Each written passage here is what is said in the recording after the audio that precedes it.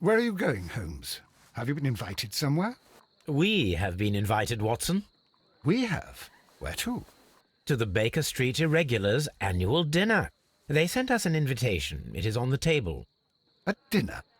How could those street urchins afford anything like that? I can't understand your interest in them, Holmes. They're dirty. They wouldn't hesitate to steal your wallet. Watson, you should be excited. It is a secret dinner. Its location changes every year. Read the menu. Sounds mouth-watering. All right. We, the secret police of Baker Street, invite you, Sherlock Holmes, and Dr. Watson to our annual dinner. Menu, entree, frozen rat head salad. Is this a joke? Not at all. Pray continue. Main course, sow's udder in Danny Nutcracker's way. Sounds disgusting, Holmes. Hedgehog goulash. Street turnips in homemade juice. And it goes on. I can hear them on the stairs now. Oh, we can't go there. We can't eat that. Watson, you'll hurt the feelings of those poor children. We have to go. Oh, Mr. Holmes. It is fine, Mrs. Hudson. Mr. Holmes! Wiggins, Dr. Watson is getting ready. He will be delighted to join us. You don't look well, my young man. Is there something wrong? Don't tell me the dinner is cancelled. Mr. Holmes is my brother Layton. He's in a prison cell. They say he's killed 2 men. You have to help us, Mr. Holmes, 'cause I know he didn't do it. Where is he now? From what I've heard, they took him to the yard, and they gave him a good beating already. You know what they're like. They'll hang him. They won't look any further. Holmes, we have to help him. Well, and forget about the dinner. Wiggins, I'll take the case. You're fantastic, Mr. Holmes. I'll be waiting for you at the crime scene. You'll be there, right? It's on Half Moon Street in Whitechapel. Very well.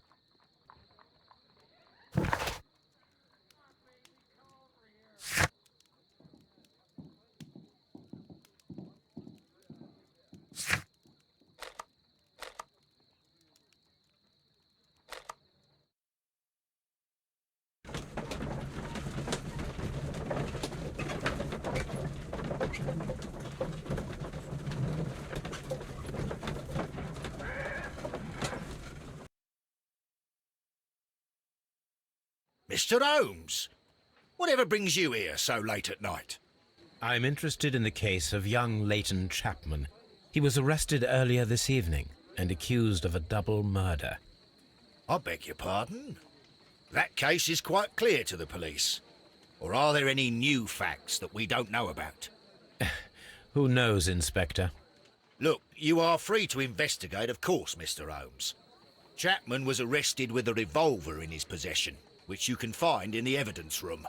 The suspect himself is in custody. Did you find anything else on his person? A few personal belongings. Nothing particular, Mr. Holmes. Thank you, Lestrade.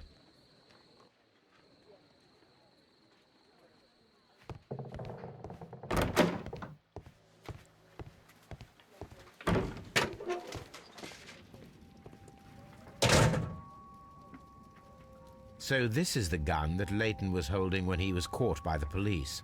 It is a Webley revolver, a reliable weapon. It seems as though the shells were not removed from the cylinder.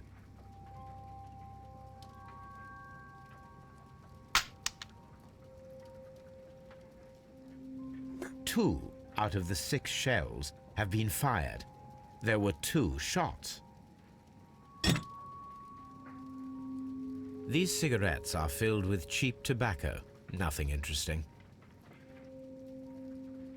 A cheap watch, bought with his own money, no doubt.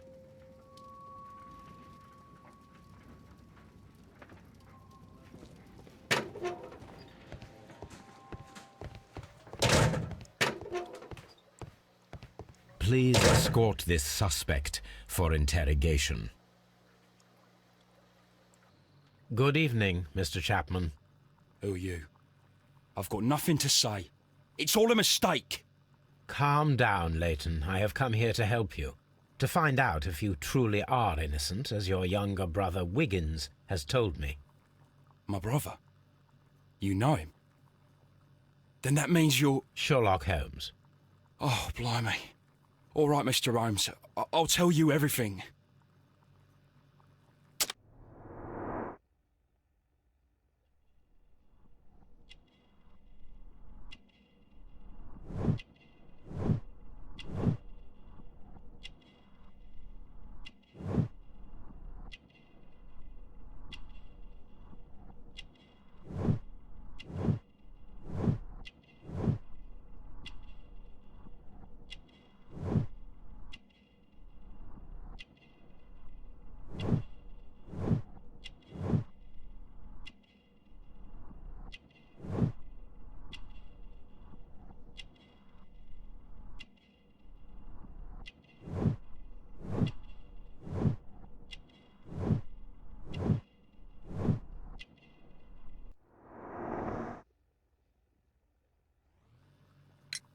Good. Tell me your account of what happened.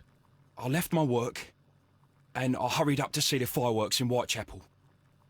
I was late, so I decided to cut through Half Moon Street. I saw the first fireworks light up in the sky. I bumped into a constable on a corner before entering Half Moon. Then suddenly, what with all the firework flare, I saw two men. They were both lying flat in the middle of the street. I stopped where I was. I thought about turning back to the police, but as I was thinking of that, I saw a third person. He was leaning over the body that was furthest from me. The second I saw him, he raised his head and he stared at me. In a flash, I saw his gun, but he made a dash for it instead and he escaped through Whitechapel Street. So you might still have had time to return to the constable. I panicked. I didn't know what to do.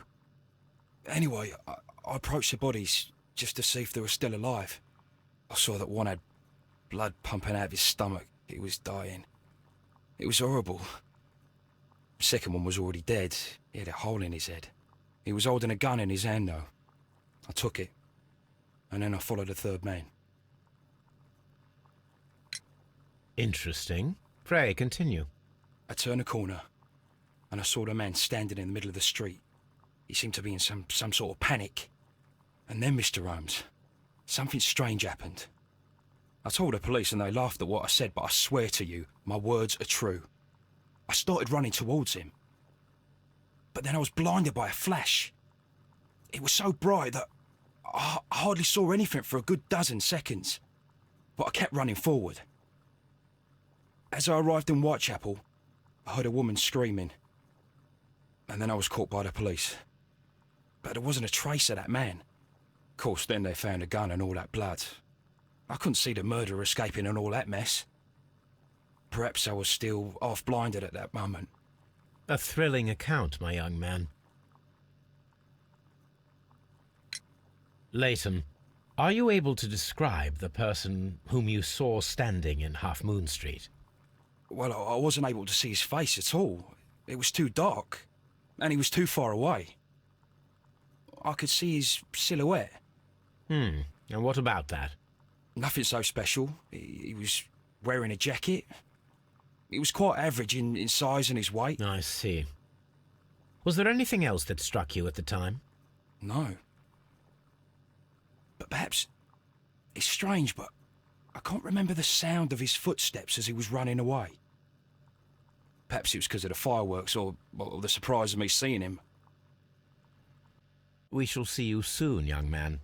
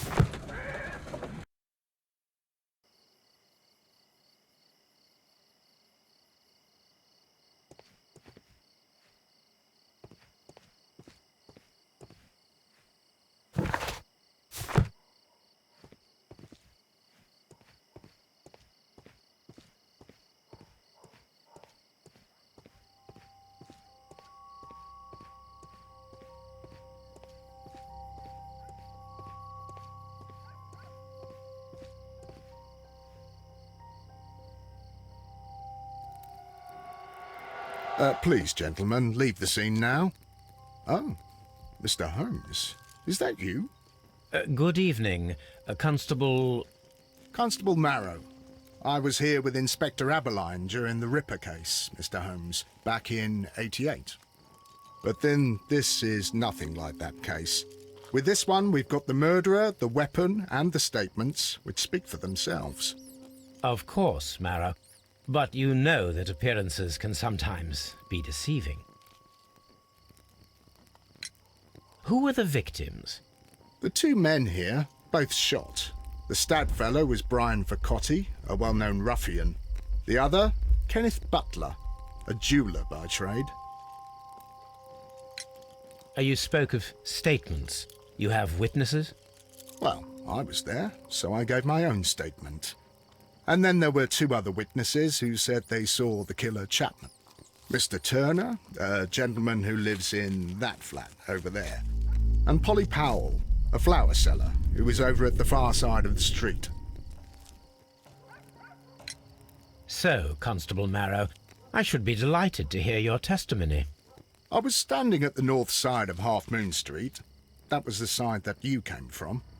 But you would have been unable to observe this part of the street, where we are standing now. That is correct. But I saw the two victims slowly enter Half Moon Street, and then shortly after, the fireworks started. A few minutes after that, the fellow Chapman rushed towards me and ran into Half Moon Street. Please continue.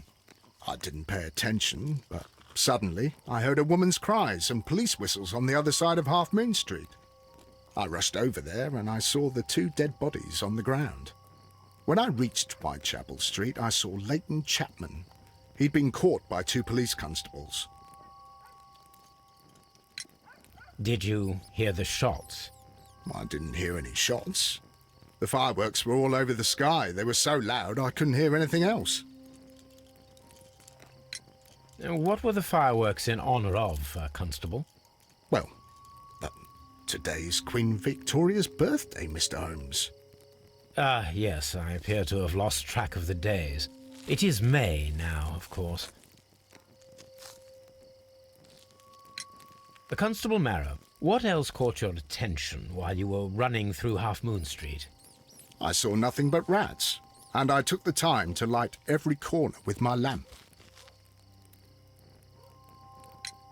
Did you happen to look up at Mr. Turner's window when you were on Half Moon Street at that time?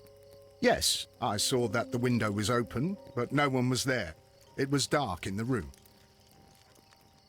Constable, your statements have been of great value to me.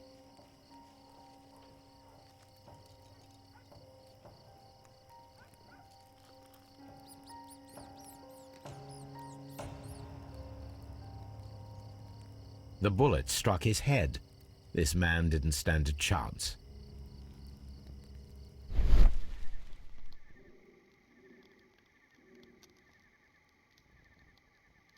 A piece of wood that has stuck between the cobblestones.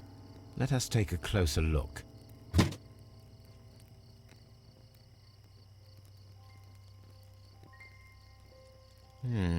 This shard of wood is quite new.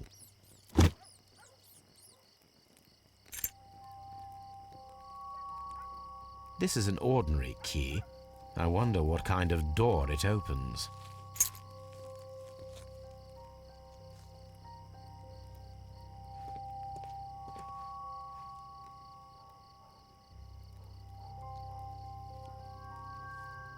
He tried to stop the bleeding with his hand. Death was not instant. The bullet penetrated his stomach, a dreadful wound.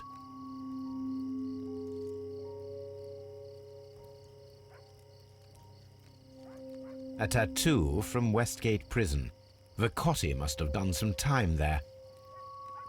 Brian Vercotti and Layton Chapman both have identical Westgate Prison tattoos. They were most likely acquainted.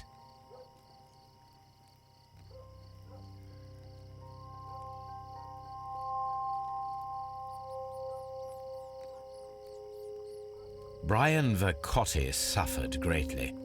What a terrible way to die.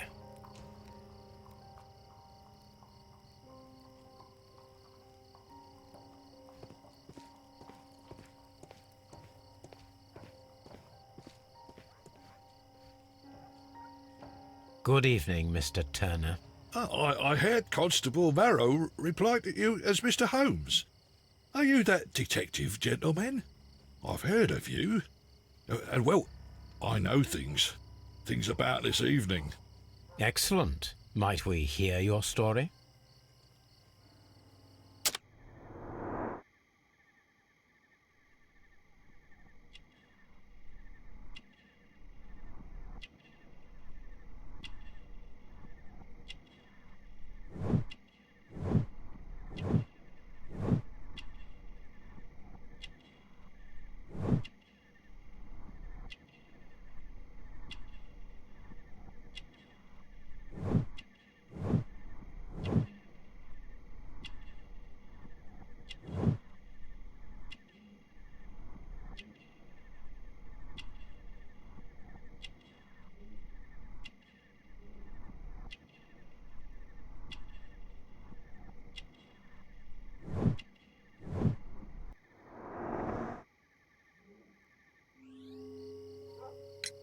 Could you tell us everything that you may have seen or heard?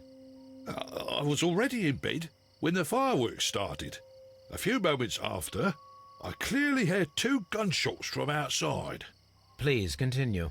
I quickly got up and I grabbed the lamp from my nightstand and I rushed towards the window. I looked down and I saw 2 bodies. And there was a man with a gun who was standing nearby. Where exactly? Well, near this body. Did he notice you? I don't think so. He rushed towards Whitechapel Street without looking around. Mr. Turner, did you see anyone else in the street? No, I saw no one but that man, the murderer, the fellow they caught. Were the 2 shots you heard consecutive? Yes, there was a very short pause between them, and they sounded different somehow. It seemed to me that the second shot was louder than the first. That is an interesting comment.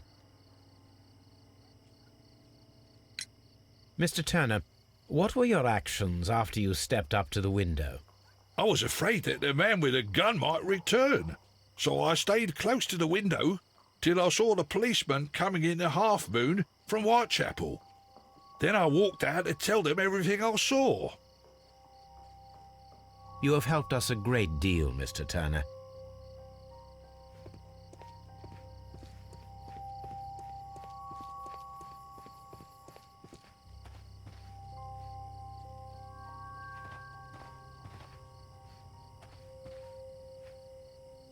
Mrs. Powell? What do you want? My name is Sherlock Holmes. I'm assisting the police with their investigation of the crime that took place this evening. Well, I've already gave my testimony, but very well. Could you tell us everything that you may have seen or heard? Yes. I was selling my flowers as usual, and then the fireworks began, in honour of Queen Victoria. I enjoyed those. But then, all of a sudden, a young lad ran out of Half Moon Street and stopped just by me. He had a gun in his hand. He was like a ghost, and all covered in blood. It was dark, but I could see him, because of the flashes from the fireworks. And then?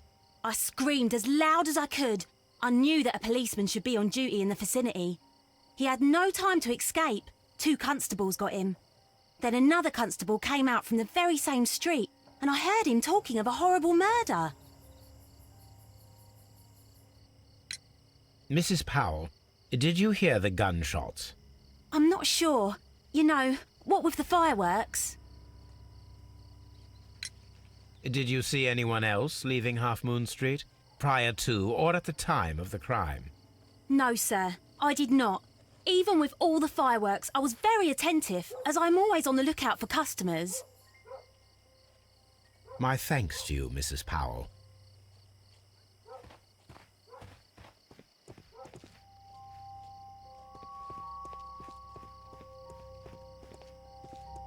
I'll do anything to save my brother, Mr. Holmes.